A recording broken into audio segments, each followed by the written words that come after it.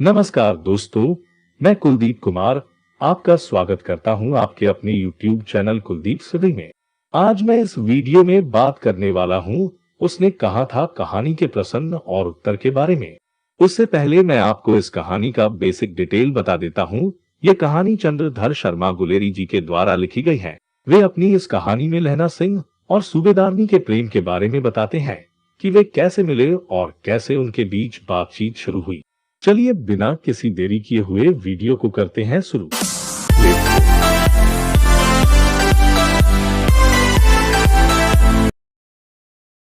इस पाठ का पहला प्रश्न है नंबर 1।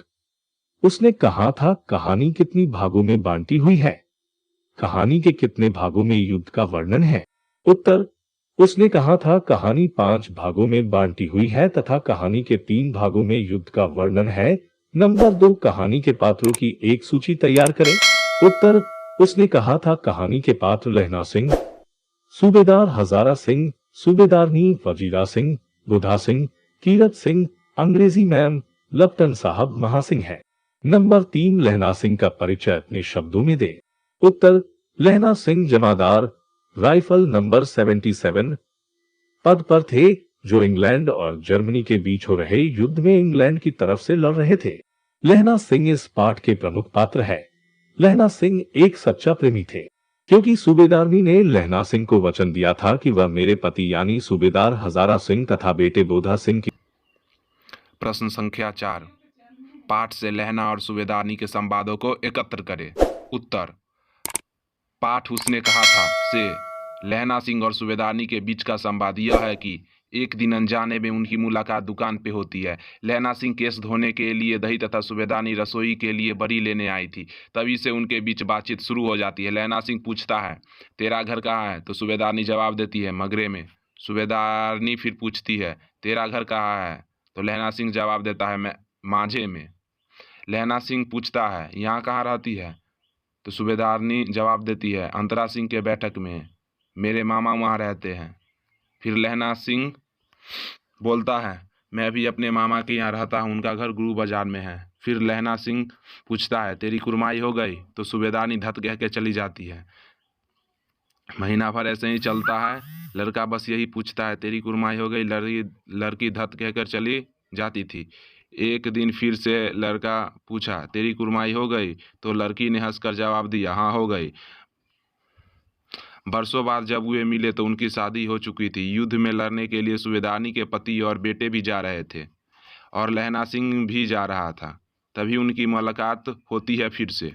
तब सूबेदारनी बोलती है लहना सिंह से मेरे पति और मेरे बेटे की रक्षा करना युद्ध में। लहना सिंह ठीक है कह चला जाता है। प्रश्न संख्या 5। कल देखते नहीं यह रेशम से कटा हुआ सालू।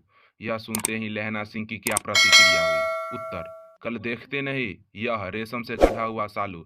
यह सुनते ही रास्ते में यह सुनते ही लहना सिंह रास्ते में एक लड़के को मोरी में धकेल दिया, एक कुत्ते को पत्थर मारा और गोभी वाले के ठेले पे दूध उड़ेल दिया तथा सामने से नहाकर आती हुई वैष्णवी को टक्कर मार दिया और अंधा होने का ढोंग किया, फिर घर पहुंचा। प्रश्न संख्या 6। जारा क्या है? मौत है और निमोनिया से मरने वाले को मुरब्बे नहीं मिला करते। वजीरा के इस कथन का क्या अर्थ है? उत्तर। वजीरा के इस कथन का आशय यह है कि जहां वे लोग लड़ रहे थे वहां युद्ध के मैदान में अधिक ठंड पड़ रही थी, क्योंकि ठंडा का मौसम था और पहाड़ी इलाका भी था, जिससे उनकी मृत्यु भी हो सकती थी। परंतु वजीरा कहता है ठंड से लोग तो ऐसे भी मर रहे हैं घर पे रहते हुए, लेकिन हम लोग युद्ध में ठंड की वजह से भी मर जाते हैं, फिर भी सरकार इनाम देगी। अगर हम लोग युद्ध में भी मर जाए फिर भी सरकार इनाम देगी। प्रश्न संख्या 7 कहती है तुम राजा हो, मेरे मुल्क को बचाने आए हो। वजीरा के इस कथन में किसकी ओर संकेत है? उत्तर। कहती है तुम राजा हो, मेरे मुल्क को बचाने आए हो। वजीरा के इस कथन में अंग्रेजी मैम की ओर संकेत है, क्योंकि जब वजीरा तथा उसके दोस्तों की छुट्टी होती थी तो वह अंग्रेजी मैम के बगीचे घूमने के लिए जाता था, वहाँ खाता था, वहाँ रहता था और फल खाता था। और जब पैसा देता तो अंग्रेजी मैम नहीं लेती थी, क्योंकि अंग्रेजी मैम बोलती थी, तुम लोग देश को आज़ाद कराने के लिए आए हो, मैं तुम लोगों से पैसा नहीं लूँगी। इसके अलावा